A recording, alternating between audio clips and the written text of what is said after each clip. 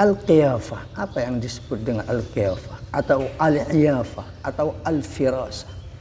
Ini adalah sebuah konsekuensi keilmuan dan tata cara yang justru dari sejak zaman jahiliyah ini dilakukan.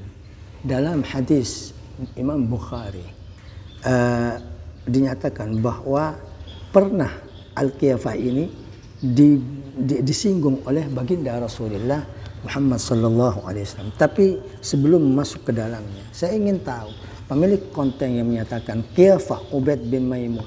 Ubaid dalam nasab Ba'alawi ternyata mengarah kepada Ubaid bin Maimun dengan dasar ilmu qiyafah. Apakah beliau tahu apa ilmu qiyafah?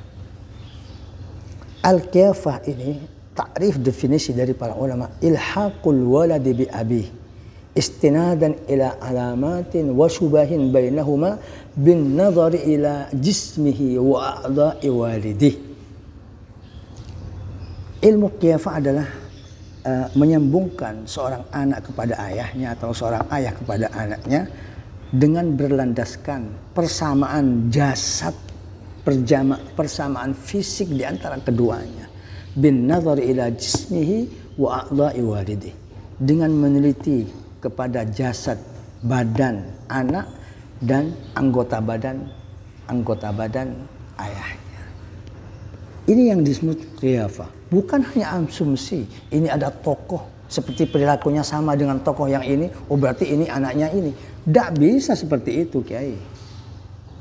Tidak bisa. Coba dalam bangsa Arab ada sebuah keturunan yang disebut dengan Bani Mudlij. Di antara mereka ada Mu'azziz. Pernah melihat dua sahabat. Siapa dua sahabat ini? Usamah ibn Zaid, kulitnya hitam. Putra dari Zaid bin Harithah yang kulitnya putih. Ini anak yang pernah diangkat sebagai anak oleh baginda Rasulullah Muhammad sallallahu alaihi wasallam. Ayahnya Zaid bin Harithah pernah diangkat sebagai anak angkat oleh Nabi. Ketika beliau menikah, punya anak Usamah bin Zaid, ternyata lahir anaknya hitam. Dari sini kaum Quraisy jahiliyah, kufar, kaum kafir menghina Nabi. Apakah benar anak angkat Muhammad itu punya anak? Ayahnya putih, tapi anaknya hitam. Suatu saat, Zaid bin Harithah dan Usamah bin Zaid ini, ayah dan anak ini tidur di sebuah kemah. Kedua kaki mereka menjulur keluar. Ada seorang ahli qiyafah namanya Mu'azziz dari kalangan Bani Mudlij. Setelah melihat kaki yang hitam dan putih, beliau menyatakan, begitu sama kedua kaki ini pasti ayah dan anaknya. Nabi mendengar itu, Nabi bahagia karena sudah banyak cemoohan dari kalangan orang-orang kafir. Beliau masuk kepada Siti Aisyah radhiyallahu taala anha dengan wajah yang berseri-seri. Tadi aku melihat Mu'azziz, seorang ahli qiyafah, menyatakan bahwa Zaid dan Usamah itu adalah ayah dan anak. Dari ini ilmu qiyafah juga disinggung oleh para fuqaha dan ahli hadis. Apakah bisa qiyafah ini dijadikan ilhaqul nasab, menghubungkan seorang anak dan ayah ketika ada beberapa syubhat?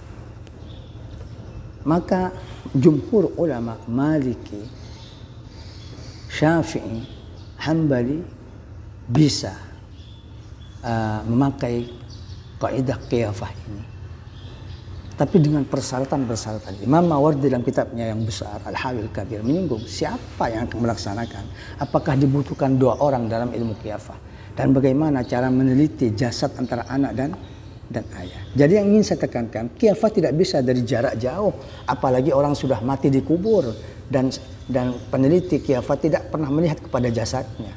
Kalau asumsi seperti yang pemilik konten ini, kita bisa berasumsi Abu Jahal adalah turunan Fir'aun. Abu Jahal adalah turunan Fir'aun. Kenapa? Karena Nabi menyatakan hadza fir'aun ummati. Dalam riwayat Imam Ahmad ibn Hanbal dalam kitab Musnadnya, Nabi pernah menggarisbawahi atau membahas tentang Abu Jahal. Siapa Abu Jahal? Hadza fir'aun ummati.